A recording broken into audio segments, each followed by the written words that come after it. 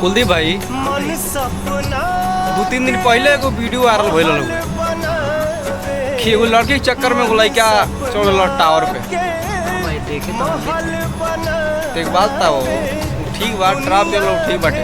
अगर ऊपर से उ साला उतर गेल बा, अगर साला ऊपर से गिर गेल रही तोर घर पे का बीतित का होई तू जानी।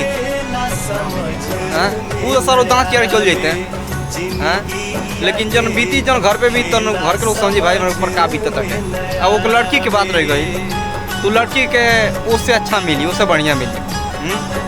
वो लड़की को उससे अच्छा मिली, उससे बढ़िया मिली, लेकिन माई बाप कुछ औलाद मिली अब वो नहीं मिली। जेकर इन समय जेकर औलाद जेकर सामने मर जाते वो घर के लोग बुझत है, ठीक बा।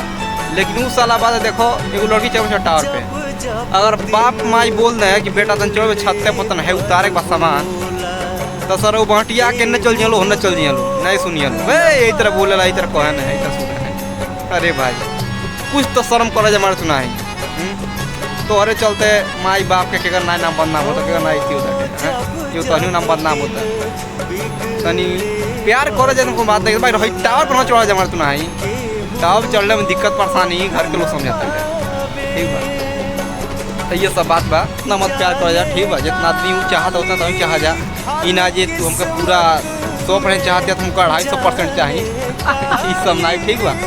तो भाई सब प्यार वार के चक्कर में रह जा, लेकिन उतना मत लगाओ मत कर जा, ठीक है।